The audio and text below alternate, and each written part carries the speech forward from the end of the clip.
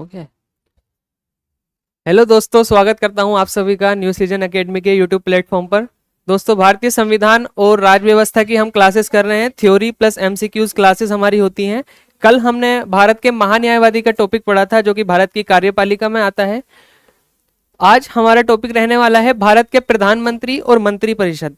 भारत के प्रधानमंत्री भारत की कार्यपालिका का अंग है और भारत के संविधान में कहां पर इनका प्रावधान है, कौन कौन से अनुच्छेद भारत के प्रधानमंत्री और मंत्री परिषद से संबंधित है, इन सबको हम विस्तार से जानेंगे। भारत के प्रधानमंत्री सरकार का नेतृत्व करते हैं और वास्तविक प्रमुख होते हैं देश में कार्यपालिका के।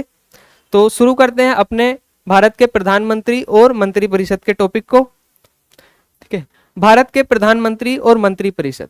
ठीक है, इसका थोड़ा सा इंट्रोडक्शन देख लेते हैं। पहले क्या है, भारत में संसदीय शासन प्रणाली है। संसदीय शासन प्रणाली में क्या होता है, प्रधानमंत्री राष्ट्र के प्रमुख होते हैं। जिस तरह से ब्रिटेन में भी संसदीय शासन प्रणाली है, वहां पर भी जो प्रमुख होते हैं, वास्तविक प्रमुख, वो प्रधानमंत्री होते हैं। ऐसे भारत में क्या है, भारत की संसदीय प्रणाली में राष्ट्रपति राज्य का मुखिया होता है, जो संवैधानिक मुखिया होता है, लेकिन प्रधानमंत्री सरकार का मुखिया होता है। जो देश में सरकार होती है उसका मुखिया कौन होते हैं, प्रधानमंत्री होते हैं। मंत्री परिषद, जिसका नेतृत्व प्रधानमंत्री करता है, वास्तविक कार्यकारी प्राधिकरण है। ठीक है, जो एक मंत्री परिषद होती है उसके प्रमुख होते हैं भारत के प्रधानमंत्री, और इस आधार पर वास्तविक कार्यपालिका के प्राधिकरण के प्रमुख कौन होते हैं, भारत के प्रधानमंत्री होते हैं। यह व्यवस्था वेस्टमिंस्टर मॉडल पर आधारित है। ये ब्रिटेन का मॉडल है, यानी कि इंग्लैंड का मॉडल। उसी मॉडल पर हमारी भारत की संसदीय प्रणाली और प्रधानमंत्री का जो पूरा सिस्टम है, ये उसी पर बेस्ड है। आगे बढ़ते हैं, संवैधानिक प्रावधान क्या है। ठीक है, भारतीय संविधान के भाग 5 में हम पढ़ रहे हैं भारतीय संघ। भारतीय संघ में हमने पहले भारत के राष्ट्रपति को पढ़ा, अनुच्छेद 52। उसके बाद राष्ट्रपति के विभिन्न आर्टिकल्स को पढ़ा।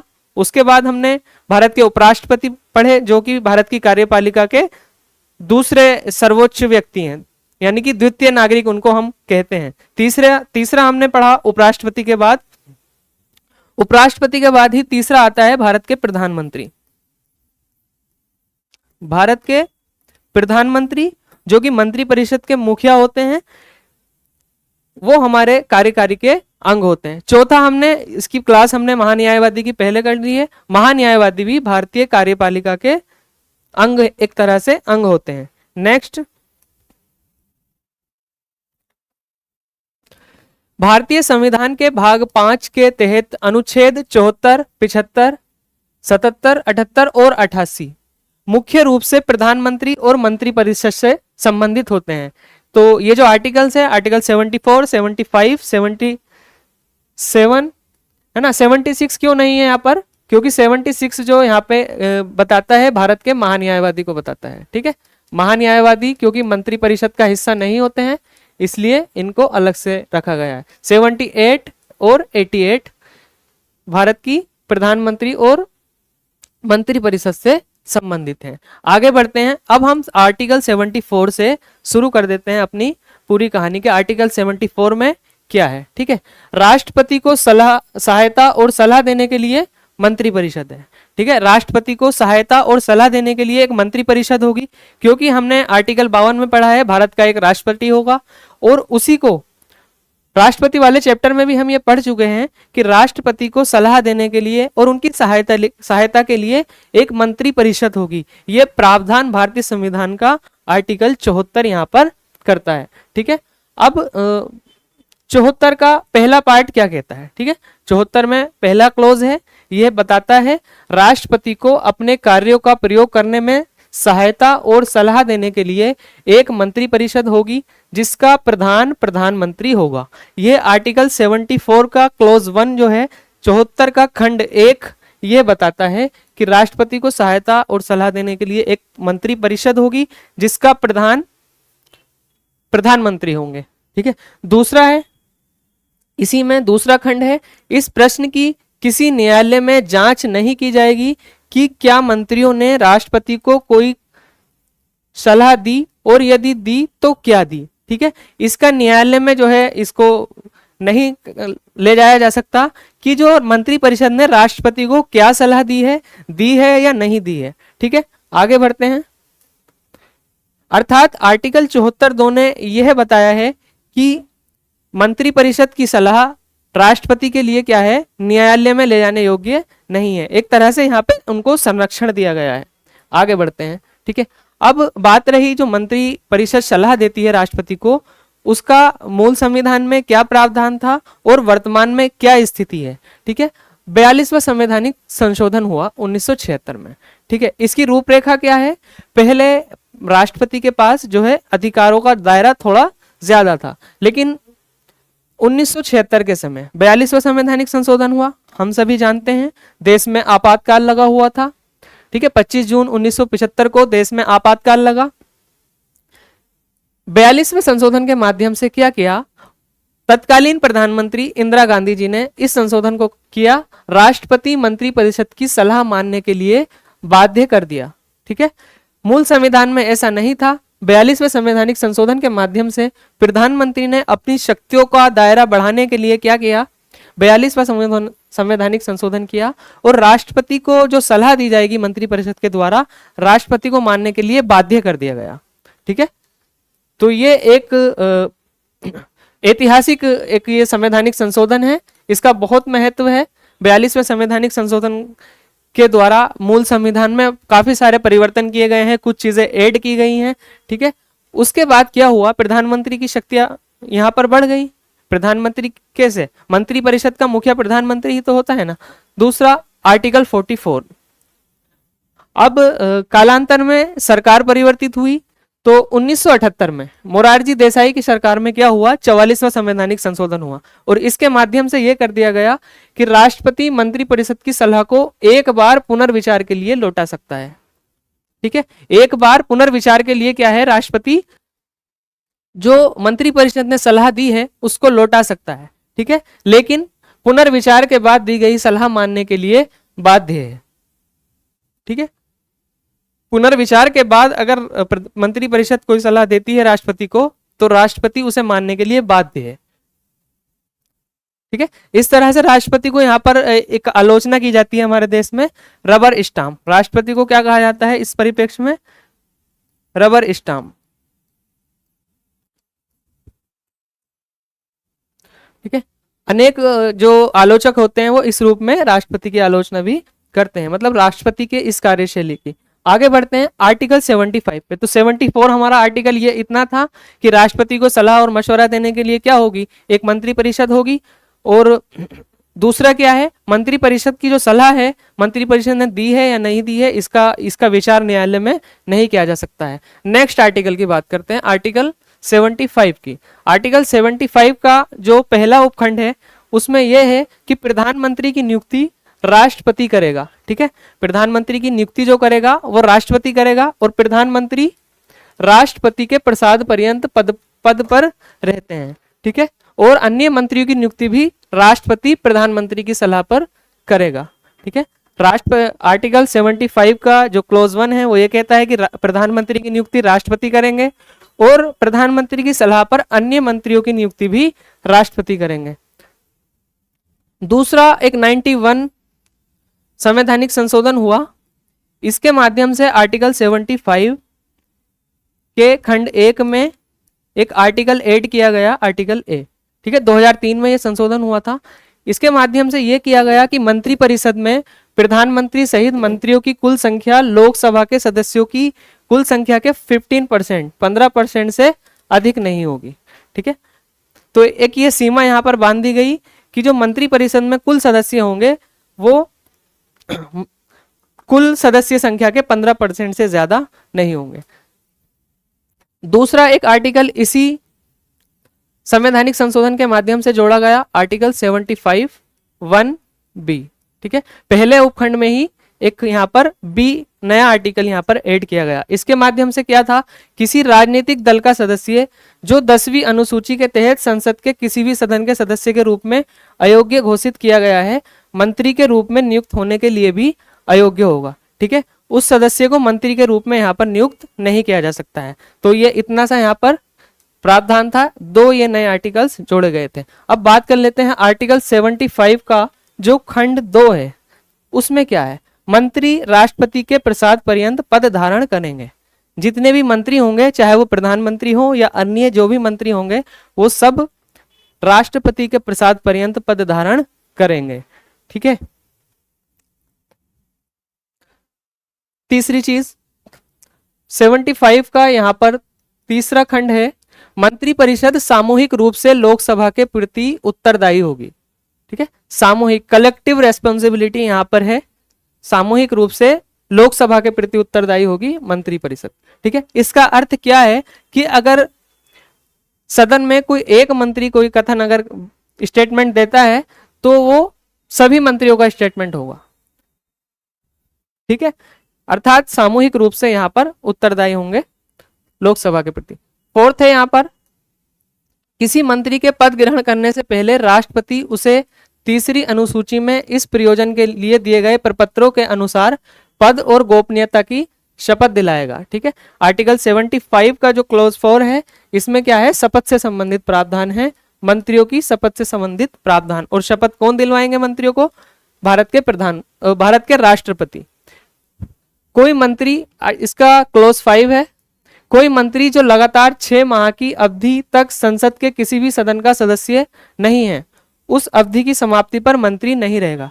क्योंकि भारतीय व्यवस्था में क्या है, भारतीय राज्य व्यवस्था में किसी भी जो सदन का सदस्य नहीं है ऐसे व्यक्ति को भी यहाँ पर मंत्री नियुक्त किया जा सकता है।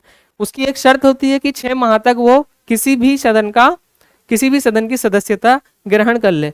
अगर 6 महीने तक ऐसा नहीं हो पाया है तो उस मंत्री को 6 माह के बाद उस मंत्री का पद यहाँ पर समाप्त हो जाता है। ठीक है, तो ये खंड 5 है, 75 का खंड 5 है। नेक्स्ट है खंड 6, यहाँ पर वेतन से संबंधित और भत्तों से संबंधित प्रावधान है।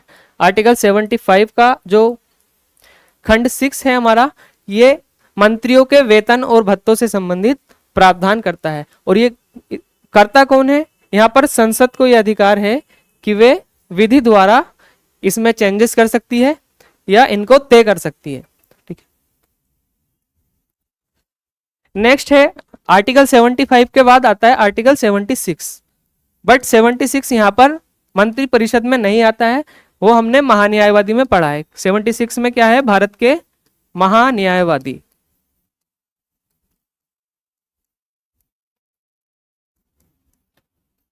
ठीक है, 76 भारत के महान्यायवादी में आता है। इसको हम मंत्री परिषद में क्यों नहीं पढ़ते, क्योंकि ये मंत्री परिषद के सदस्य नहीं होते, ये किसी भी सदन के सदस्य भी नहीं होते, है ना। इसीलिए हम स्विच करेंगे 77 पे। आर्टिकल 77 हमारा क्या बताता है, भारत सरकार के कार्य का संचालन के बारे में प्रावधान है आर्टिकल 77 में।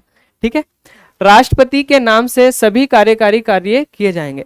जितने भी कार्यकारी जो एग्जीक्यूटिव वर्क्स होंगे भारत सरकार में, वो सभी राष्ट्रपति के नाम से किए हुए माने जाएंगे। राष्ट्रपति को सरकारी कामकाज के अधिक सुविधाजनक लेन देन के लिए नियम बनाने का अधिकार है। ठीक है, यह प्रावधान आर्टिकल 77 करता है कि राष्ट्रपति को अब सुविधाजनक जो है कार्य कामकाज के लिए कानून बनाने का अधिकार है। आगे बढ़ते हैं,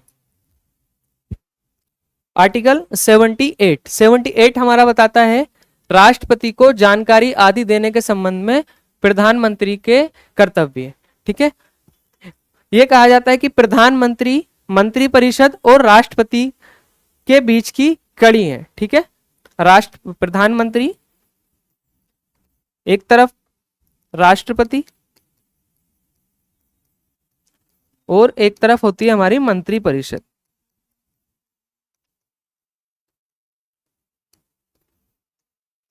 प्रधानमंत्री राष्ट्रपति और मंत्री परिषद के बीच की कड़ी होते हैं। ये कथन कहां से निकल कर आता है, आर्टिकल 78 के अनुसार ये प्रूव होता है क्योंकि राष्ट्रपति को जानकारी आदि देने के संबंध में कौन है, प्रधानमंत्री के कर्तव्य हैं। यहाँ पर प्रधानमंत्री का कर्तव्य है कि वह संघ के मामलों के प्रशासन और विधान के प्रस्तावों से संबंधित मंत्री परिषद के सभी निर्णयों से राष्ट्रपति को अवगत कराएंगे। मंत्री परिषद जो भी कार्य कर रही है उन सभी से अवगत कराएंगे राष्ट्रपति को प्रधानमंत्री। ठीक है, तो इस रूप में प्रधानमंत्री को राष्ट्रपति और मंत्री परिषद के बीच की कड़ी कहा जाता है। ठीक है, यदि राष्ट्रपति आवश्यक समझे तो प्रधानमंत्री किसी ऐसे मामले पर मंत्री परिषद के विचार के लिए प्रस्तुत करेगा जिस पर किसी मंत्री ने निर्णय लिया है या लेकिन मंत्री परिषद द्वारा उस पर विचार नहीं किया गया है। ठीक है, तो राष्ट्रपति को यह भी अधिकार प्राप्त है कि राष्ट्रपति प्रधानमंत्री से मंत्री परिषद के कार्य के बारे में जानकारी ले सकते हैं।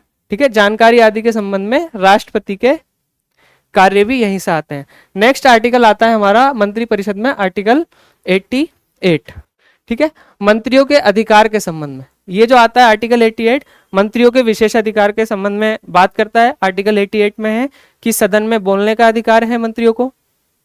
प्रत्येक मंत्री को संसद के किसी भी सदन में बोलने और उसकी कार्यवाही में हिस्सा लेने का अधिकार होगा। इसी आर्टिकल के तहत हमने पढ़ा था महान्यायवादी को भी, भारत के जो महान्यायवादी होंगे अटॉर्नी जनरल ऑफ इंडिया, इनको भी आर्टिकल 88 के तहत क्या है, सदन की कार्यवाही में भाग लेने का और बोलने का अधिकार है। ठीक है, लेकिन अटॉर्नी जनरल के लिए क्या है, यहां पर उनको मताधिकार नहीं है, मत का अधिकार उनको प्राप्त नहीं है। ठीक है, लेकिन वोट देने का अधिकार नहीं होगा जब तक कि वह उस सदन का सदस्य ना हो, क्योंकि महान्यायवादी सदन के सदस्य नहीं होते हैं, इसलिए उनको वोट डालने का अधिकार नहीं होता है। अन्य भी अगर कोई सदस्य नहीं है, कोई व्यक्ति अगर बैठक में शामिल है तो उसको भी यहां पर वोट डालने का अधिकार नहीं होगा। अब प्रधानमंत्री की बात कर लेते हैं। मुख्य रूप से प्रधानमंत्री की नियुक्ति, उनके कार्य, उनके कार्यकाल और जो सरकार के नेतृत्व के रूप में उनके कार्य हैं उसकी बात कर लेते हैं। प्रधानमंत्री मंत्री परिषद का मुखिया होता है। ठीक है, मंत्री परिषद में जितने भी मंत्री होते हैं उन सब में सर्वोच्च स्थान प्रधानमंत्री को प्राप्त होता है और वास्तविक कार्यकारी प्राधिकरण का प्रमुख होता है। ठीक है, वास्तविक प्रमुख भी होता है। इसी से आता है हमारा देश के वास्तविक प्रमुख कौन है, प्रधानमंत्री है। और संवैधानिक प्रमुख किसको कहा जाता है, राष्ट्रपति को। राष्ट्रपति देश के संवैधानिक प्रमुख होते हैं, कॉन्स्टिट्यूशनल चीफ।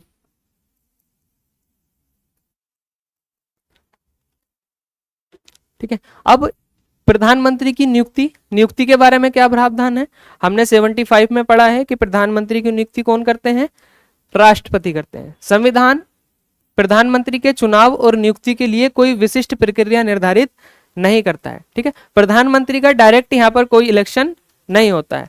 प्रधानमंत्री आम चुनाव होते हैं देश में। ठीक है, उनमें से जो बहुमत दल का नेता होता है, ठीक है, जब चुनाव के बाद रिजल्ट आते हैं तो जो बहुमत दल का नेता होता है राष्ट्रपति, उसी को यहाँ पर प्रधानमंत्री के रूप में सेलेक्ट कर देते हैं। ठीक है, अनुच्छेद 75 के अनुसार प्रधानमंत्री की नियुक्ति राष्ट्रपति करता है। और 75 का भी कौन सा खंड है, हमने पढ़ा है 75 का खंड 1 है यहाँ पर। ठीक है, परंपरागत रूप से राष्ट्रपति लोकसभा में बहुमत दल के नेता को प्रधानमंत्री नियुक्त करता है। संविधान में ऐसा नहीं लिखा हुआ है कि बहुमत दल का नेता प्रधानमंत्री होगा। ये एक भारतीय राज्य व्यवस्था में परंपरा चली आ रही है। परंपरा अनुसार बहुमत दल के नेता को ही प्रधानमंत्री राष्ट्रपति चुन लेते हैं। ठीक है, अगर किसी भी दल को बहुमत प्राप्त नहीं होता है तो आपस में क्या करते हैं, कई दल मिलकर के अपना नेता चुन लेते हैं और उसको फिर राष्ट्रपति प्रधानमंत्री के रूप में नियुक्त कर देते हैं। यदि कोई भी दल स्पष्ट बहुमत नहीं प्राप्त करता है तो राष्ट्रपति अपने विवेक का प्रयोग कर सबसे बड़े दल या गठबंधन के नेता को प्रधानमंत्री नियुक्त कर सकता है। ठीक है, यह राष्ट्रपति का विवेक भी है। उसे 1 महीने के भीतर विश्वास मत साबित करने के लिए कह सकता है। इस तरह से अगर किसी को प्रधानमंत्री नियुक्त किया जाता है तो उसको 1 महीने के भीतर क्या करना पड़ता है, विश्वास मत यहाँ पर जीतना पड़ता है। ठीक है, उनको साबित करना पड़ता है। प्रधानमंत्री को संसद के किसी भी सदन का सदस्य होना चाहिए। दूसरी चीज है कि प्रधानमंत्री को संसद के किसी भी सदन का, 2 सदन होते हैं संसद में, राज्यसभा और लोकसभा, दोनों में से किसी भी एक सदन का सदस्य होना चाहिए। यदि नियुक्ति के समय नहीं है, अगर नियुक्ति के समय वे सदस्य नहीं है तो उनको भी 6 महीने का समय है कि वे किसी भी सदन का सदस्य बन लें। ठीक है, अब प्रधानमंत्री के बारे में, अगर कोई व्यक्ति सदन का सदस्य नहीं है और वो प्रधानमंत्री भविष्य में प्रधानमंत्री होने वाला है तो उसके लिए क्या है, कहीं ना कहीं उसको लोकसभा और राज्यसभा का सदस्य दिया जाता है। या तो किसी भी एमपी का इस्तीफा दिलवा करके वहां चुनाव करा करके प्रधानमंत्री को सदस्यता दिलवा दी जाती है, या फिर हर 2 साल में राज्यसभा के इलेक्शन 2/3 सीटों पर होते हैं, वहां पर उनको भेज दिया जाता है। अब प्रधानमंत्री की भूमिकाएं और कार्य क्या है, ठीक है। मंत्री परिषद के मुखिया के रूप में प्रधानमंत्री मंत्री परिषद के मुखिया होते हैं। उस रूप में क्या है, मंत्रियों की नियुक्ति के लिए राष्ट्रपति को सलाह देते हैं, ठीक है। मंत्रियों की नियुक्ति के लिए राष्ट्रपति को सलाह देते हैं। दूसरी यहाँ पर इंपॉर्टेंट चीज है, मंत्रियों के बीच विभागों का आवंटन और फेरबदल करते हैं। मंत्रियों की नियुक्ति राष्ट्रपति करते हैं, प्रधानमंत्री की सलाह पर करते हैं। अब प्रधानमंत्री ने मंत्रियों को नियुक्त करने के लिए सलाह दी है, तो प्रधानमंत्री का ही ये विवेक है कि वो उनके लिए विभागों का बंटवारा करें और काम को उनके लिए काम सौंपें, ठीक है। तीसरी चीज यहाँ पर है, मंत्रियों को निर्देश और नियंत्रित करते हैं। प्रधानमंत्री क्या है, अपनी पूरी मंत्री परिषद को डायरेक्शन देते हैं और उनको कंट्रोल भी करते हैं, ठीक है। मतभेद होने पर मंत्री से इस्तीफा देने के लिए कह सकते हैं। प्रधानमंत्री को यह भी अधिकार है, अगर किसी मुद्दे पर मतभेद होता है और उनकी इच्छा होती है कि ये मंत्री के रूप में अब योग्य व्यक्ति नहीं है, तो क्या कर सकते हैं, मंत्री से वो इस्तीफा देने के लिए कह सकते हैं, या राष्ट्रपति को उसे बर्खास्त करने की सलाह दे सकते हैं, ठीक है। अगर वो उनसे इस्तीफे के लिए भी नहीं कहना चाहते हैं मंत्री से, तो राष्ट्रपति से डायरेक्ट कह करके उनको बर्खास्त करा सकते हैं, क्योंकि मंत्री जो होते हैं राष्ट्रपति के प्रसाद पर्यंत पद धारण करते हैं। मंत्री परिषद की बैठकों की अध्यक्षता करते हैं। नेक्स्ट यहाँ पर इंपॉर्टेंट चीज है, मंत्री परिषद की बैठकों की अध्यक्षता करते हैं और उनके निर्णयों को प्रभावित करते हैं। अपने पद से त्यागपत्र देकर मंत्री परिषद का विघटन कर सकते हैं, ठीक है। अगर प्रधानमंत्री अपने पद से इस्तीफा दे देते हैं तो पूरी मंत्री परिषद यहाँ पर विघटित हो जाती है, ठीक है। तो अगर प्रधानमंत्री ने इस्तीफा दे दिया तो मंत्री परिषद का विघटन हो जाता है, क्योंकि प्रधानमंत्री का इस्तीफा पूरी मंत्री परिषद का इस्तीफा माना जाता है, ठीक है। तो इस तरह से मंत्री परिषद के मुखिया के रूप में और उसको कंट्रोल और डायरेक्ट करने की फॉर्म में प्रधानमंत्री के अधिकार हैं। आगे बढ़ते हैं, राष्ट्रपति के संबंध में क्या है प्रधानमंत्री के कार्य। एक हमने पढ़ा है, राष्ट्रपति और मंत्रिपरिषद के बीच की कड़ी होते हैं। दूसरा, संघ के मामलों के प्रशासन और विधान के प्रस्तावों से संबंधित मंत्रिपरिषद के निर्णयों को राष्ट्रपति तक पहुंचाते हैं, ठीक है। मंत्रिपरिषद के जितने भी कार्य हुए हैं, उनके मंत्रिपरिषद के जो भी निर्णय हुए हैं उन सब को राष्ट्रपति तक पहुंचाते हैं, ठीक है। नेक्स्ट है, संघ के मामलों के प्रशासन और विधान के प्रस्तावों से संबंधित जानकारी राष्ट्रपति को प्रस्तुत करते हैं, ठीक है। प्रशासन और विधान से संबंधित जो भी जानकारी होती है उसको भी राष्ट्रपति को प्रदर्शित करते हैं। किसी भी मंत्री द्वारा लिए गए निर्णय पर राष्ट्रपति द्वारा मांगे जाने पर मंत्री परिषद के विचारार्थ प्रस्तुत करता है, ठीक है। किसी मंत्री ने कोई निर्णय लिया है, ठीक है, और राष्ट्रपति अगर उससे ये जानकारी मांग रहे हैं प्रधानमंत्री से, तो प्रधानमंत्री उनको सौंपते हैं, ठीक है। महत्वपूर्ण नियुक्तियां, जितनी भी महत्वपूर्ण नियुक्तियां होती हैं, जैसे महान्यायवादी के, यूपीएससी के अध्यक्ष, चुनाव आयोग के अध्यक्ष, ठीक है, और भी अन्य जो संवैधानिक पदों पर नियुक्तियां होती हैं, तो वे क्या होती हैं, राष्ट्रपति को सलाह देते हैं प्रधानमंत्री, और प्रधानमंत्री किसके परिप्रेक्ष्य में देते हैं, मंत्रिपरिषद के परिप्रेक्ष्य में। मंत्रिपरिषद ये तय करती है कि कौन व्यक्ति किस संस्था का अध्यक्ष होगा या किस संस्था का प्रमुख बनाया जाएगा, तो उनके नाम यहाँ पर रिकमेंड करते हैं राष्ट्रपति को, और राष्ट्रपति क्या करते हैं, उनकी नियुक्ति कर देते हैं, ठीक है। अंततः नियुक्ति का जो अधिकार है वो राष्ट्रपति को है कार्यकारी अधिकार के रूप में, लेकिन किसकी सलाह पर होता है, मंत्रिपरिषद और प्रधानमंत्री की सलाह पर ये होता है। संसद के संबंध में प्रधानमंत्री के क्या कार्य हैं, संसद के संबंध में प्राइम मिनिस्टर का क्या रोल है, ये हम देख लेते हैं। अब हमने मंत्रिपरिषद के रूप में देख लिया है, ठीक है, और राष्ट्रपति के संबंध में देख लिया। तीसरा है संसद के संबंध में, संसद का नेता होता है, अर्थात नेता सदन इनको कहते हैं, नेता सदन।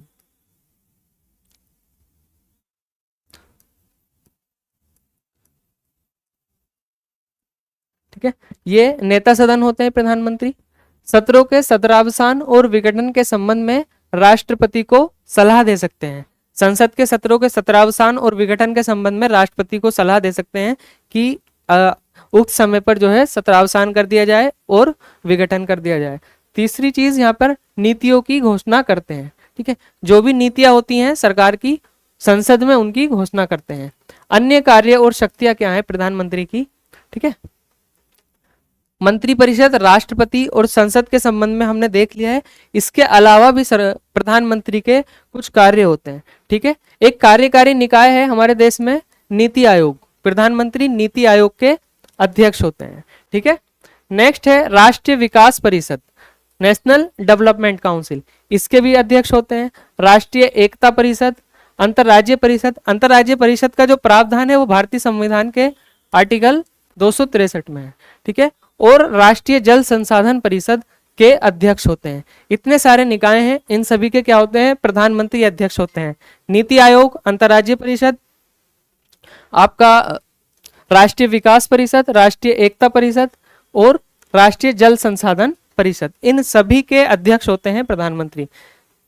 दूसरी चीज, देश की विदेश नीति को आकार देने में महत्वपूर्ण भूमिका निभाते हैं। ठीक है, देश की विदेश नीति को आकार देने में प्रधानमंत्री महत्वपूर्ण भूमिका निभाते हैं। ठीक है, केंद्र सरकार का मुख्य प्रवक्ता होता है।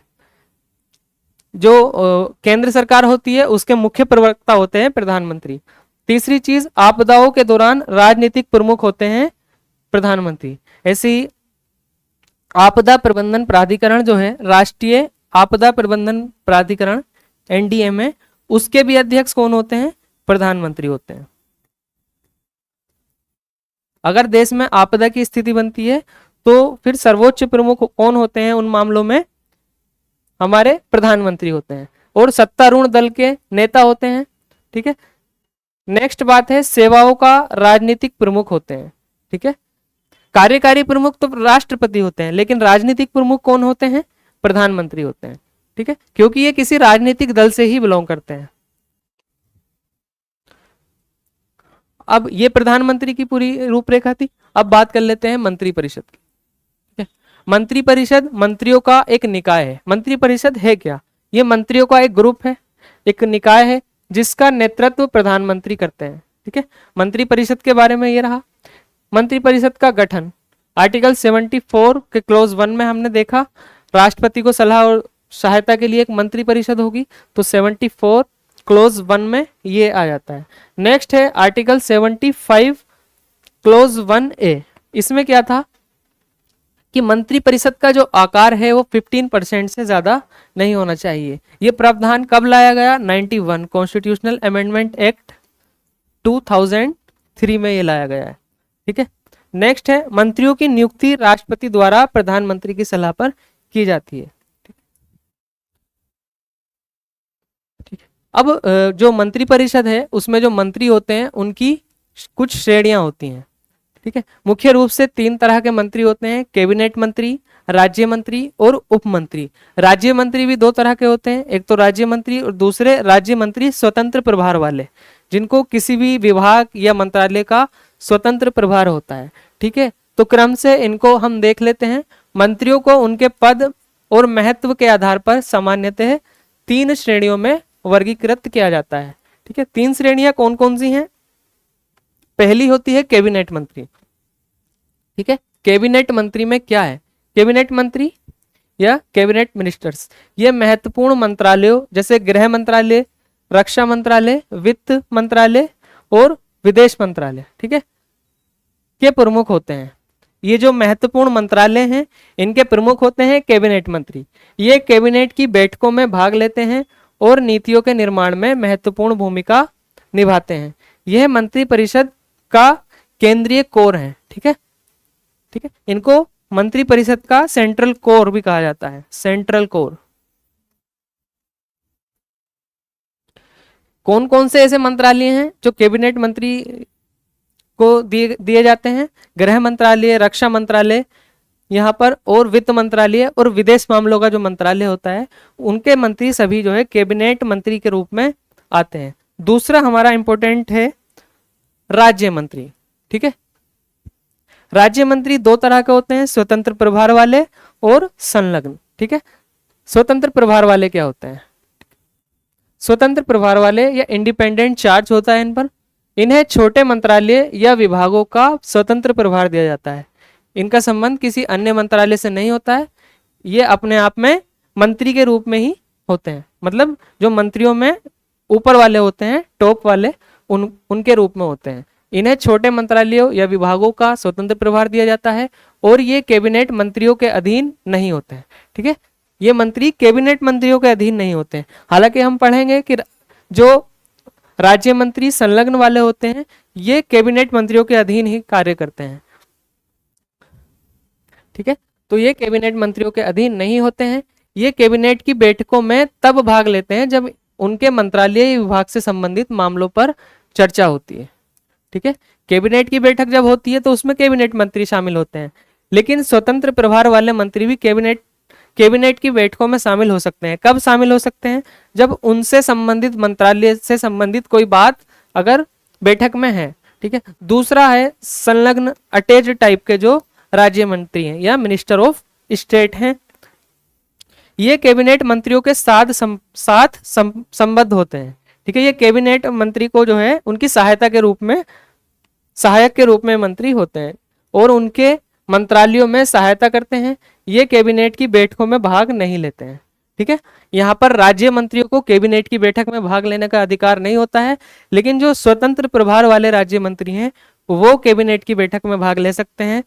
लेकिन उसकी एक कंडीशन है। क्या कंडीशन है? जब उनके मंत्रालय या विभाग से संबंधित कोई कार्य हो या उससे संबंधित कोई मीटिंग हो, तब ही स्वतंत्र प्रभार वाले राज्य मंत्री कैबिनेट की मीटिंग में भाग ले सकते हैं। तीसरे टाइप के मंत्री होते हैं उप मंत्री या डिप्टी मिनिस्टर। ठीक है, ये कैबिनेट मंत्री या राज्य मंत्रियों की सहायता करते हैं। ठीक है, किनकी सहायता करते हैं? कैबिनेट मंत्रियों की और स्वतंत्र प्रभार वाले राज्य मंत्रियों की सहायता करते हैं और उनके अधीन होते हैं। ये कैबिनेट की बैठकों में भाग नहीं लेते हैं। ये भी कैबिनेट की बैठकों में भाग नहीं लेते हैं। कैबिनेट की बैठक में बस दो ही मंत्री भाग लेते हैं, एक तो कैबिनेट मंत्री और दूसरे स्वतंत्र प्रभार वाले मंत्री। और स्वतंत्र प्रभार वाले मंत्री भी तब लेते हैं जब उनके विभाग से संबंधित कोई कार्य हो। ठीक है, तो ये था मंत्रियों का पूरा खाका। एक बार और देख लेते हैं मंत्री। ठीक है, तीन तरह के मंत्री होते हैं। फर्स्ट है हमारे कैबिनेट मंत्री, कैबिनेट मंत्री। दूसरा राज्य मंत्री। तीसरे होते हैं उप मंत्री।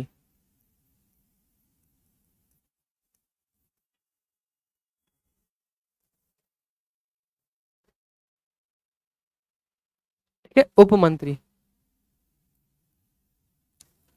अब राज्य मंत्री भी दो तरह के होते हैं। ठीक है, कैबिनेट मंत्रालय में कौन आते हैं? जो देश के मुख्य मंत्रालय होते हैं, जैसे गृह मंत्रालय, विदेश मंत्रालय, मुख्य रूप से चार मंत्रालय को हमने देखा था।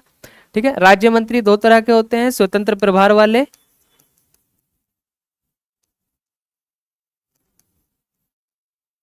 और एक होते हैं संलग्न।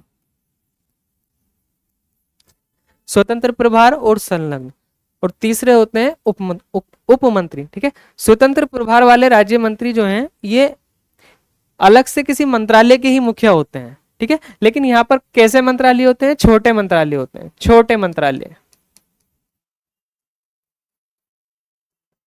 छोटे मंत्रालय होते हैं। ठीक है, लेकिन संलग्न वाले राज्य मंत्री जो होते हैं वो कैबिनेट मंत्री के अधीन होते हैं, कैबिनेट मंत्री के अधीन।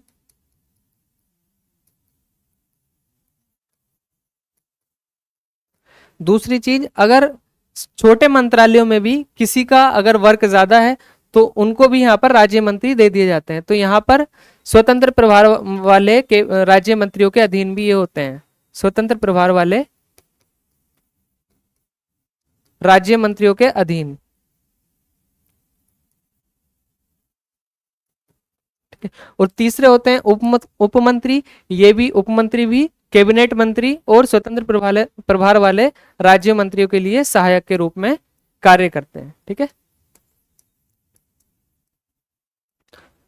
अब कैबिनेट की बैठक में हिस्सा लेने का किस किस को अधिकार प्राप्त है? एक तो कैबिनेट मंत्रियों को, और दूसरा जो स्वतंत्र प्रभार वाले राज्य मंत्री होते हैं उनको कैबिनेट की बैठक में हिस्सा लेने का अधिकार है। लेकिन इनके लिए एक कंडीशंस है, जब इनसे संबंधित यहाँ पर इनके विभाग से या इनसे संबंधित कोई कार्य हो तो ये बैठक में हिस्सा ले सकते हैं। ठीक है, तो इस तरह से 3 तरह के मिनिस्टर हैं और राज्य मंत्री 2 तरह के होते हैं, वो हमने अच्छे से देख लिया है। अब एक चीज है मंत्रिमंडल और दूसरा मंत्री परिषद, कैबिनेट और काउंसिल ऑफ मिनिस्टर्स। ठीक है, इसमें क्या अंतर है कैबिनेट में और काउंसिल ऑफ मिनिस्टर्स में? ठीक है, पहले देखते हैं काउंसिल ऑफ मिनिस्टर्स के बारे में, दूसरा कैबिनेट के बारे में। ठीक है, अब कैबिनेट की और काउंसिल ऑफ मिनिस्टर्स की संरचना क्या है? ठीक है, काउंसिल ऑफ मिनिस्टर्स में कौन होते हैं? प्रधानमंत्री सहित सभी मंत्री होते हैं। सभी मंत्री अर्थात कैबिनेट मंत्री, राज्य मंत्री और उप मंत्री, सभी मंत्री यहां पर होते हैं। लेकिन जो मंत्रिमंडल होता है, मंत्रिमंडल में केवल कैबिनेट मंत्री होते हैं।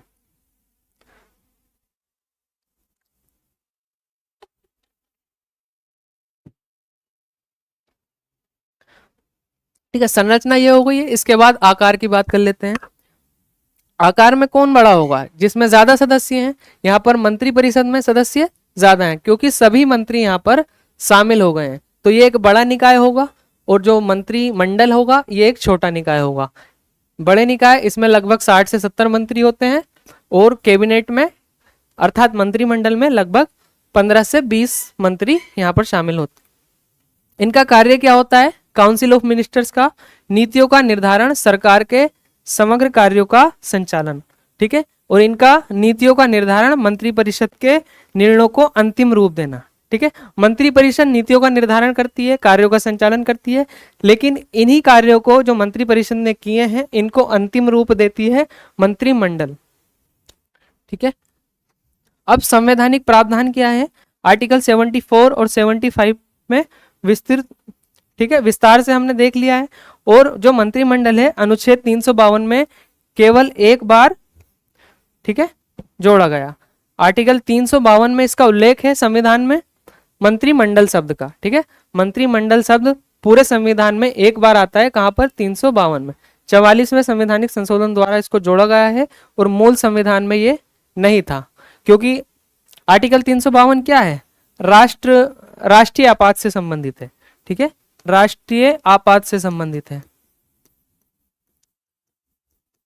ठीक है, जब 1975 में देश में आपातकाल लगा तो उसके बाद 1978 में जो 44वां संवैधानिक संशोधन हुआ था उसमें एक ये शब्द जोड़ा गया था कि देश में राष्ट्रीय आपातकाल मंत्रिमंडल की लिखित सलाह पर ही राष्ट्रपति लागू करेंगे। ठीक है, तो इस रूप में यहाँ पर मंत्रिमंडल शब्द जोड़ा गया है। तो 352 में अगर प्रश्न आ जाए कि मंत्रिमंडल शब्द देश भारत के संविधान में कहां पर वर्णित है या किस भाग में आता है, तो वो आ जाएगा आपका आर्टिकल 352 में। अगला अंतर क्या है? इनकी शक्तियों से रिलेटेड है। मंत्री परिषद सैद्धांतिक रूप से सभी कार्यकारी शक्तियां हैं इसी में निहित होती हैं, पर वास्तविक शक्ति कैबिनेट के हाथ में होती है, क्योंकि कार्यों का ये निर्धारण करती है और कार्यों का संचालन करती है, निर्णय लेती है कौन? मंत्री परिषद। लेकिन अंतिम रूप जो देती है हमारी, वो मंत्रिमंडल देता है अंतिम रूप निर्णयों को। ठीक है, तो इस रूप में वास्तविक कार्यकारी शक्तियां किसके हाथ में? हम कह सकते हैं मंत्रिमंडल के हाथ में है।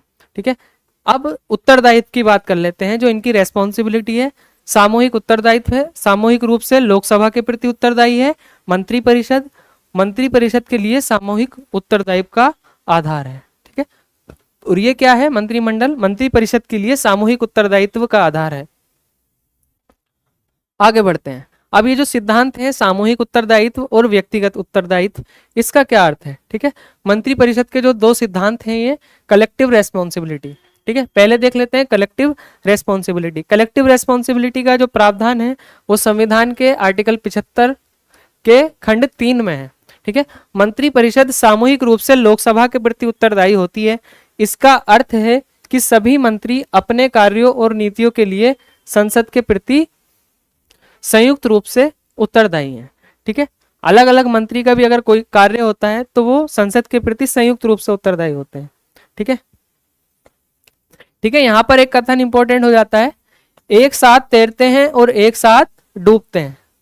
मंत्री परिषद के रूप में यह है सामूहिक उत्तरदायित्व का जो सिद्धांत है, यहाँ पर यह है कि ये एक साथ डूबते हैं, एक साथ तैरते हैं, एक साथ डूबते हैं। यदि लोकसभा अविश्वास प्रस्ताव पारित करती है तो पूरी मंत्री परिषद को इस्तीफा देना पड़ता है, भले ही कुछ मंत्री सहमत ना हो। ठीक है, अगर एक मंत्री के खिलाफ भी अविश्वास प्रस्ताव पारित हो जाता है तो पूरी मंत्री परिषद को यहाँ पर इस्तीफा देना पड़ता है, क्योंकि यह माना जाता है कि यह प्रस्ताव पूरी मंत्री परिषद के खिलाफ है। ये आता कहाँ से? सामूहिक उत्तरदायित्व से।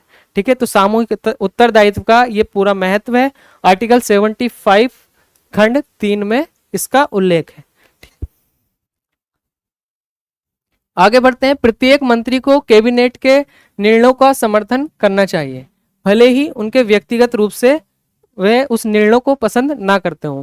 ठीक है, तो प्रत्येक मंत्री को क्या है? कैबिनेट के निर्णयों को यहाँ पर समर्थन करना पड़ता है, चाहे वो उसको चाहते हो या ना चाहते हो। ठीक है, यह सिद्धांत संसदीय लोकतंत्र की नींव है। ठीक है, संसदीय लोकतंत्र का आधार है ये सिद्धांत सामूहिक उत्तरदायित्व का। अदरवाइज ऐसा नहीं होता है तो कोई मंत्री कुछ निर्णय लेता, कोई मंत्री कुछ निर्णय लेता और यहाँ पर टकराव की स्थिति बन जाती और यहाँ पर देश के शासन संचालन में क्या होता? बाधा उत्पन्न होती है। ठीक है, तो इस तरह से आर्टिकल 75 का क्लोज 3 बहुत ज्यादा इंपॉर्टेंट हो जाता है। आगे बढ़ते हैं। व्यक्तिगत उत्तरदायित्व, यहाँ पे इंडिविजुअल रेस्पॉन्सिबिलिटी वो किस रूप में है? आर्टिकल 75 का क्लोज 2 इसको निर्देशित करता है। ठीक है, सामूहिक उत्तरदायित्व क्लोज 3 में है और व्यक्तिगत उत्तरदायित्व क्लोज 2 में है। मंत्री राष्ट्रपति के प्रसाद पर्यंत पद धारण करते हैं। इसका अर्थ है कि एक मंत्री को राष्ट्रपति किसी भी समय बर्खास्त कर सकता है। आमतौर पर ऐसा कब होता है? प्रधानमंत्री की सलाह पर होता है। ठीक है, तो व्यक्तिगत उत्तरदायित्व में इतना ही है कि राष्ट्रपति इंडिविजुअली किसी एक मंत्री को या एक से ज्यादा मंत्रियों को बर्खास्त कर सकते हैं, क्योंकि राष्ट्रपति के प्रसाद पर्यंत मंत्री अपना पद धारण करते हैं। यह व्यक्तिगत मंत्री के किसी विशेष विभाग में कुप्रबंधन या अनुपयुक्तता से संबंधित होता है। ठीक है, कदाचार के आधार पर आमतौर पर मंत्रियों को प्रधानमंत्री द्वारा हटवा दिया जाता है। आगे क्या है? कानूनी उत्तरदायित्व। ठीक है, इनका कोई कानूनी उत्तरदायित्व नहीं है। ठीक है, नो लीगल रेस्पॉन्सिबिलिटी। कानूनी उत्तरदायित्व में क्या होता है? भारत में ब्रिटेन के विपरीत मंत्रियों के लिए कोई कानूनी उत्तरदायित्व नहीं है। ठीक है, राष्ट्रपति के लिए मंत्रियों द्वारा दिए गए किसी भी आदेश पर प्रति हस्ताक्षर करने की कोई संवैधानिक आवश्यकता नहीं है। ठीक है, हालांकि ब्रिटेन में ऐसा है कि राष्ट्रपति किसी प्रस्ताव पर जब साइन करते हैं तो दोबारा प्रति हस्ताक्षर करने पड़ते हैं मंत्री परिषद के सदस्यों को, लेकिन भारत में ऐसा कोई कानूनी उत्तरदायित्व नहीं है। न्यायालय मंत्रियों द्वारा राष्ट्रपति को दी गई सलाह की जांच नहीं कर सकता है। ठीक है, ये हमने पढ़ा था आर्टिकल 74 के क्लोज 2 में पढ़ा था कि न्यायालय जो है इस बात की जांच नहीं कर सकता है कि मंत्री परिषद ने राष्ट्रपति को क्या सलाह दी है और दी है या नहीं दी है। ठीक है, अब एक इंपॉर्टेंट यहाँ पर टर्मिनोलॉजी आती है, किचन कैबिनेट। ठीक है, ये कोई संवैधानिक शब्द नहीं है, ये आमतौर पर मीडिया द्वारा या विशेषज्ञों द्वारा दिया गया एक शब्द है, किचन कैबिनेट, अर्थात रसोई वाले जो है मंत्री, कैबिनेट। ये एक अनौपचारिक निकाय है जिसमें प्रधानमंत्री और उसके कुछ प्रमुख विश्वसनीय सहयोगी शामिल होते हैं। जैसे अगर हम वर्तमान स्थिति की बात करें तो प्राइम मिनिस्टर के साथ कौन कौन हो सकते हैं? नरेंद्र मोदी जी के साथ अमित शाह और राजनाथ सिंह। ठीक है, जो रक्षा मंत्री हैं, जो गृह मंत्री है। ठीक है, ये सब कौन किचन कैबिनेट के सदस्य ये यहाँ पर हैं। आमतौर पर टोटल कितने? 15 से 20 सदस्य मैक्सिमम ये हो सकते हैं, शामिल होते हैं। इसमें केवल कैबिनेट मंत्री ही नहीं बल्कि प्रधानमंत्री के करीबी दोस्त और परिवार के सदस्य भी हो सकते हैं। ठीक है, मंत्रियों के अलावा भी कुछ सदस्य ऐसे हो सकते हैं जिनको हम किचन कैबिनेट में शामिल कर सकते हैं, जो कैबिनेट का हिस्सा नहीं होते हैं। यह सरकार के महत्वपूर्ण निर्णयों और नीतियों पर चर्चा के लिए एक अंतरंग समूह होता है। ठीक है, अंतरंग समूह के रूप में ये कार्य करते हैं। ठीक है, इसके फायदे हैं कि ये तेजी से निर्णय ले सकता है और अधिक लचीला होता है। हालांकि इसकी आलोचना भी होती है क्योंकि यह गैर संवैधानिक है।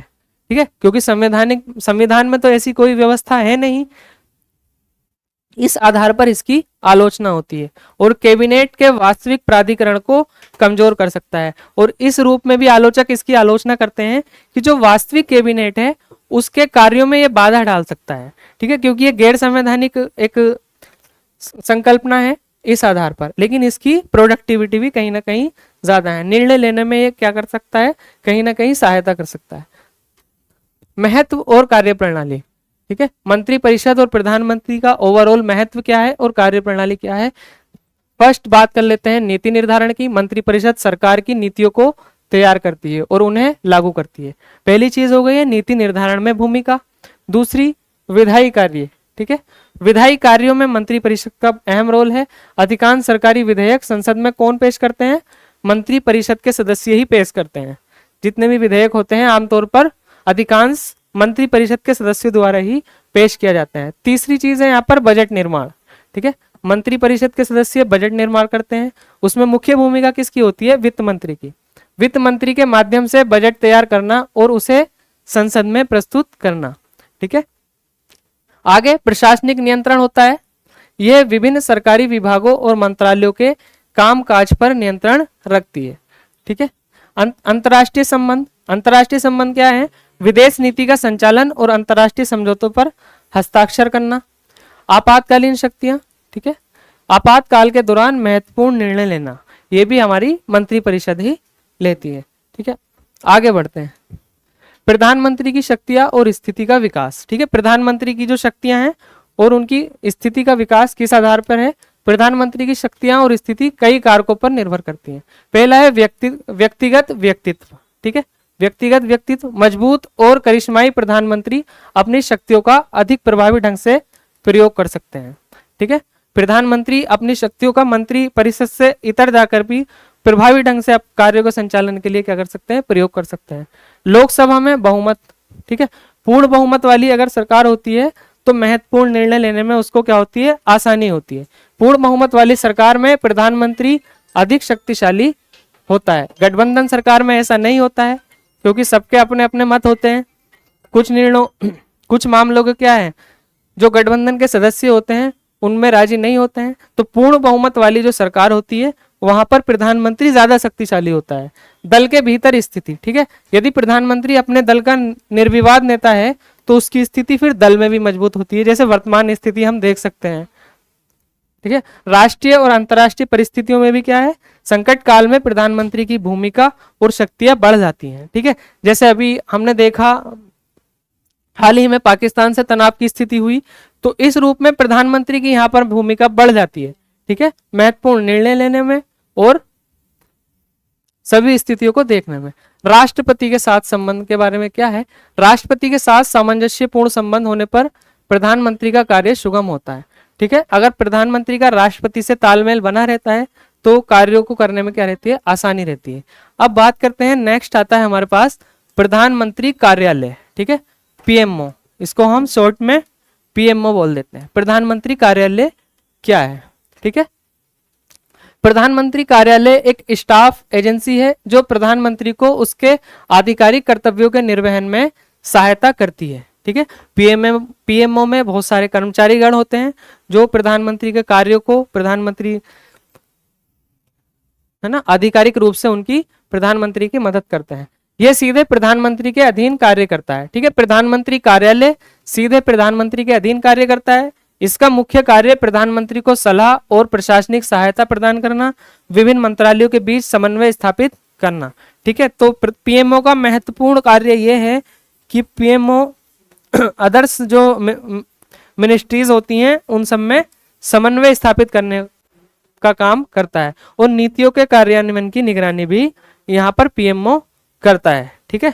आगे बढ़ते हैं, भारत के अब तक के प्रधानमंत्रियों की सूची, ठीक है। यहाँ पर हमारा जो कॉन्सेप्चुअल चीजें थी वो सब समाप्त हो चुकी हैं। अब हम फैक्चुअल चीजों को जानेंगे कि भारत के अब तक के प्रधानमंत्री कौन कौन रहे, पहले प्रधानमंत्री कौन थे, सबसे अधिक बार कौन रहे, भारत की पहली महिला प्रधानमंत्री कौन थी और किस किस प्रधानमंत्री का कार्यकाल में क्या कुछ स्पेशल हुआ है। थोड़ा सा हम उन फैक्ट्स को यहाँ पर जानने की कोशिश करेंगे।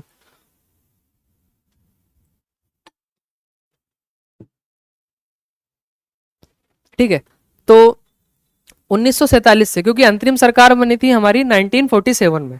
देश आजाद होने के बाद भारत में अंतरिम सरकार बनी, और अंतरिम सरकार में जो पहले प्रधानमंत्री बने हमारे, वो डॉक्टर जवाहरलाल नेहरू भारत के पहले प्रधानमंत्री के रूप में यहाँ पर नियुक्त हुए हैं, जवाहरलाल नेहरू। ठीक है, 15 अगस्त 1947 से 27 मई 1964 तक ये प्रधानमंत्री रहे। ठीक है, 15 मई 1947 से 27 मई 1964 तक पहले प्रधानमंत्री के रूप में डॉक्टर जवाहरलाल नेहरू रहे। ठीक है, गुलजारी लाल नंदा, ठीक है, दूसरे नंबर पे आते हैं गुलजारी लाल नंदा। कार्यवाहक राष्ट्रपति बने थे, क्योंकि पहले प्रधानमंत्री की मृत्यु हो गई थी, तो कार्यवाहक राष्ट्रपति तुरंत प्रभाव से बन गए थे गुलजारी लाल नंदा। 27 मई 1964 से 9 जून 1964 तक ये रहे थे। ठीक है, तीसरे नंबर पे आते हैं हमारे लाल बहादुर शास्त्री। ठीक है, लाल बहादुर शास्त्री, जय जवान जय किसान का नारा इन्होंने दिया। ठीक है, 9 जून 1964 से 11 जनवरी 1966 तक 2 साल ये भारत के प्रधानमंत्री के रूप में रहे। ठीक है, इनकी भी विदेश में मृत्यु हो गई थी।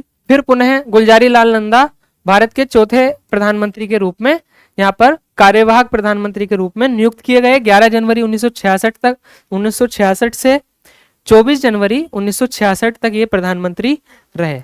ठीक है, इनके बाद क्योंकि कार्यवाहक राष्ट्रपति को हटाना है, क्योंकि एक स्थायी प्रधानमंत्री को हमें नियुक्त करना है, तो इंदिरा गांधी का यहाँ पर प्रधानमंत्री के रूप में नेता सदन के रूप में इनको इंदिरा गांधी को चुना गया। ठीक है, तो ये प्रधानमंत्री बनी भारत की पहली महिला प्रधानमंत्री के रूप में 24 जनवरी 1966 से 24 मार्च 1977 तक। ठीक है, लगभग 11 साल ये प्रधानमंत्री रही। ठीक है, 6 नंबर पे आते हैं मोरारजी देसाई। ठीक है, मोरारजी देसाई की सरकार बनी 1977 में, 24 मार्च 1977, 28 जुलाई 1979 तक रहे। ठीक है, पहली गैर कांग्रेसी सरकार थी, पहले गैर कांग्रेसी प्रधानमंत्री, पहले गैर कांग्रेसी प्रधानमंत्री रहे। उसके बाद आते हैं चौधरी चरण सिंह। ठीक है, चौधरी चरण सिंह जी 28 जुलाई 1979 से 14 जनवरी 1980 तक प्रधानमंत्री रहे। ठीक है, एकमात्र ऐसे प्रधानमंत्री हैं जो कभी सदन में नहीं गए, चौधरी चरण सिंह जी। ठीक है, इनके बाद आते हैं हमारे दोबारा इंदिरा गांधी जी का चुनाव हुआ 8वें प्रधानमंत्री के रूप में। इंदिरा गांधी दोबारा चुनकर आती हैं 14 जनवरी 1980 से 31 अक्टूबर 1984 तक ये प्रधानमंत्री रही, क्योंकि प्रधानमंत्री रहते समय इनकी हत्या हो गई थी। ठीक है, तो उसके बाद इनके पुत्र राजीव गांधी, ठीक है, 9वें नंबर के प्रधानमंत्री बने 21 अक्टूबर 1984 से 2 दिसंबर 1989 तक। ठीक है, इनकी भी हत्या हो गई थी।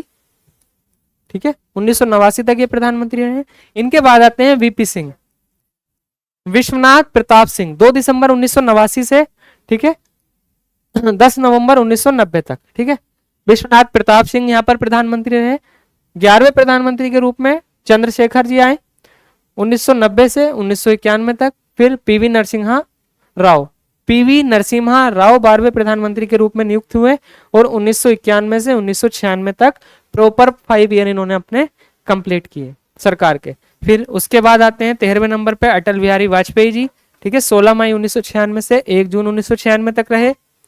इनके बाद आते हैं HD देवगौड़ा। ठीक है, हरदनहल्ली देवगौड़ा, 1 जून 1996 से 21 अप्रैल 1997 तक। ठीक है, इनके बाद आते हैं IK गुजराल या इंद्र कुमार गुजराल भी इनको कहा जाता है। 21 अप्रैल 1997 से 19 मार्च 1998 तक ये प्रधानमंत्री रहे हैं। उनके बाद आते हैं अटल बिहारी वाजपेयी, 19 मार्च 1998 से 22 मार्च 2004 तक वाजपेयी जी ने अपना कार्यकाल पूरा किया। ठीक है, आगे बढ़ते हैं। वाजपेयी जी के बाद आते हैं डॉक्टर मनमोहन सिंह। ठीक है, डॉक्टर मनमोहन सिंह 22 मई 2004 से 26 मई 2014 तक। ठीक है, 10 साल ये प्रधानमंत्री रहे। और वर्तमान में कौन है भारत के प्रधानमंत्री? श्री नरेंद्र मोदी जी हैं। 26 मई 2014 से अब तक इनका कार्यकाल चल रहा है। तीसरे कार्यकाल के प्रधानमंत्री ये यहाँ पर बने हुए हैं। ठीक है, आगे बढ़ते हैं। कुछ महत्वपूर्ण तथ्य भारत के प्रधानमंत्रियों से रिलेटेड हमें जान लेना जरूरी है, ठीक है। पहले हैं पंडित जवाहरलाल नेहरू। पंडित जवाहरलाल नेहरू के बारे में क्या इंपॉर्टेंट है? भारत के पहले प्रधानमंत्री 1947 से 1964 तक रहे। दूसरी इंपॉर्टेंट चीज क्या है इनके बारे में? सबसे लंबे समय तक सेवा करने वाले प्रधानमंत्री, ठीक है। अब तक सबसे लंबे समय तक सेवा करने वाले प्रधानमंत्री रहे। कितने साल? लगभग यहां पर 17 साल, ठीक है। 17 साल लगभग ये यहां पर प्रधानमंत्री रहे, ठीक है। आगे आते हैं, गुट निरपेक्ष आंदोलन में महत्वपूर्ण भूमिका निभाई, ठीक है। जो नेम है नॉन अलाइनमेंट मूवमेंट, उसमें इन्होंने महत्वपूर्ण भूमिका निभाई। और उनका जन्मदिन कब होता है? 14 नवंबर। 14 नवंबर को जन्म दिवस आता है, बाल दिवस के रूप में हम उसको मनाते हैं, ठीक है। आगे बढ़ते हैं, गुलजारी लाल नंदा 2 बार कार्यवाहक प्रधानमंत्री रहे। एक बार पंडित नेहरू जी की मृत्यु के बाद और दूसरी बार लाल बहादुर शास्त्री जी की मृत्यु के बाद, ठीक है। तीसरे आते हैं लाल बहादुर शास्त्री जी, 1964 से 1966 तक प्रधानमंत्री रहे हैं। जय जवान जय किसान का नारा इन्होंने दिया। उनके कार्यकाल में 1965 का भारत पाकिस्तान युद्ध भी हुआ, ठीक है। तो यहाँ पर यह तथ्य भी इंपॉर्टेंट है कि भारत पाकिस्तान का जो पहला युद्ध हुआ था 1965 में, वो किसके कार्यकाल में हुआ था? लाल बहादुर शास्त्री जी के। और इनका निधन जो हुआ है वो उज्बेकिस्तान के ताशकंद में हुआ था, ठीक है। आगे बढ़ते हैं, इनके बाद आती हैं इंदिरा गांधी जी, ठीक है। इंदिरा गांधी जी के बारे में क्या इंपॉर्टेंट बात है? भारत की पहली और एकमात्र महिला प्रधानमंत्री हैं, ठीक है। भारत की पहली और एकमात्र महिला प्रधानमंत्री हैं।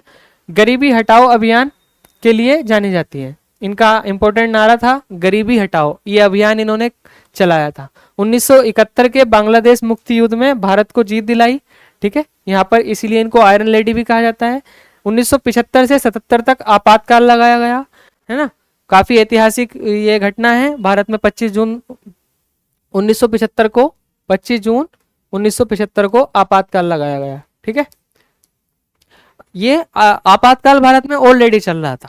बाह्य आक्रमण के आधार पर ऑलरेडी एक इमरजेंसी भारत में चल रही थी, लेकिन आंतरिक अशांति के आधार पर आपातकाल के ऊपर एक और आपातकाल लगा दिया था इंदिरा गांधी जी ने 25 जून 1975 को। और 1984 में इनकी हत्या हो गई थी। इनके अंगरक्षक ने इनकी हत्या कर दी थी। आगे चलते हैं मोरारजी देसाई पर। पहले गैर कांग्रेसी प्रधानमंत्री रहे 1977 से 1979 तक। 44वां संवैधानिक संशोधन अधिनियम 1978 में जो हुआ वो इनके कार्यकाल में ही हुआ है, काफी महत्वपूर्ण है। जनता पार्टी सरकार के प्रमुख थे, ठीक है। जनता पार्टी की सरकार थी, पहली गैर कांग्रेसी सरकार थी किस पार्टी की? जनता पार्टी की, ठीक है। आगे बढ़ते हैं, प्रधानमंत्री बनने वाले सबसे उम्रदराज व्यक्ति। एक इंपॉर्टेंट बात यह भी है कि मोरारजी देसाई जी प्रधानमंत्री बनने वाले सबसे उम्रदराज व्यक्ति रहे हैं, 81 वर्ष के। चौधरी चरण सिंह आते हैं इनके बाद, 1979 से 80 तक रहे। अपने कार्यकाल के दौरान कभी लोकसभा का सामना नहीं किया, ठीक है। तो यहां पर यह भी इंपॉर्टेंट हो जाता है। आगे बढ़ते हैं राजीव गांधी जी पर। भारत के सबसे युवा प्रधानमंत्री, ठीक है। भारत के सबसे युवा प्रधानमंत्री रहे, 40 वर्ष की आयु मात्र थी इनकी। भारत में कंप्यूटरीकरण और आधुनिकीकरण का पर जोर दिया। 1991 में इनकी भी हत्या कर दी गई, ठीक है। इनके बाद आते हैं विश्वनाथ प्रताप सिंह, वीपी सिंह, 1989 से 90 तक। 1989 में इनकी हत्या हुई थी, ठीक है। 1989 से 90 तक प्रधानमंत्री रहे। मंडल आयोग की सिफारिशों को लागू किया, जिससे अन्य पिछड़ा वर्ग आयोग के लिए आरक्षण प्रदान किया गया, ठीक है। इन्होंने मंडल कमीशन की जो सिफारिशें थी उनको लागू किया था। विश्वनाथ प्रताप सिंह इस रूप में महत्वपूर्ण हो जाते हैं और अन्य पिछड़ा वर्ग के लिए आरक्षण का इन्होंने प्रावधान किया। आगे बढ़ते हैं चंद्रशेखर के बारे में, ठीक है। चंद्रशेखर 1990 से 91 तक प्रधानमंत्री रहे। पीवी नरसिम्हा राव 91 से 96 तक प्रधानमंत्री रहे, ठीक है।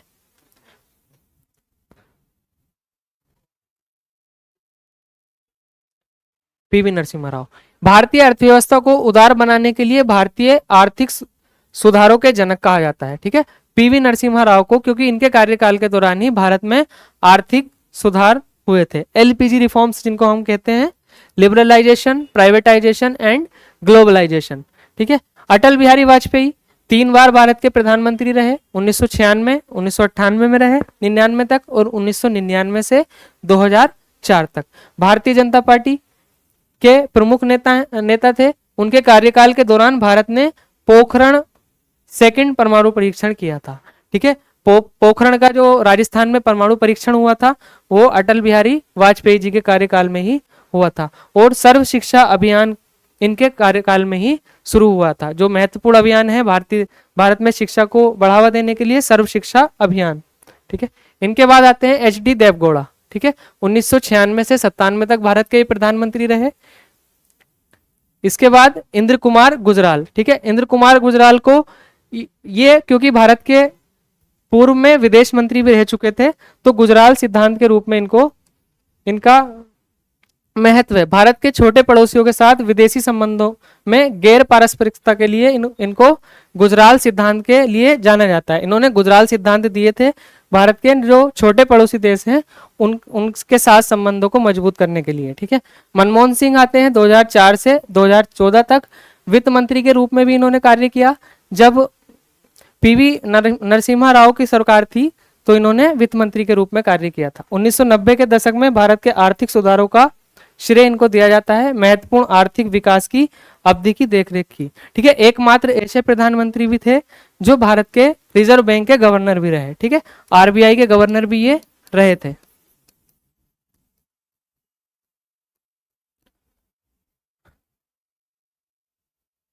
आगे बढ़ते हैं वर्तमान प्रधानमंत्री के बारे में। इनका क्या है, 2014 से भारत के वर्तमान प्रधानमंत्री हैं। भारत की स्वतंत्रता के बाद पैदा हुए पहले प्रधानमंत्री हैं। ठीक है, प्रश्न पूछा गया है भारत की स्वतंत्रता के बाद पैदा होने वाले पहले प्रधानमंत्री। ठीक है, भारतीय जनता पार्टी के प्रमुख नेता हैं।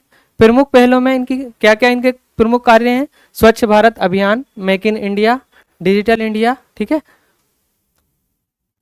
और कुछ इंपॉर्टेंट वन लाइनर फैक्ट्स भी देख लेते हैं। भारत के पहले प्रधानमंत्री पंडित जवाहरलाल नेहरू। ठीक है, हमने पढ़ लिया है, अभी पूरी लिस्ट को देख लिया है, लेकिन फिर भी सबसे लंबे समय तक प्रधानमंत्री रहने वाले पंडित जवाहरलाल नेहरू। पहली महिला प्रधानमंत्री इंदिरा गांधी।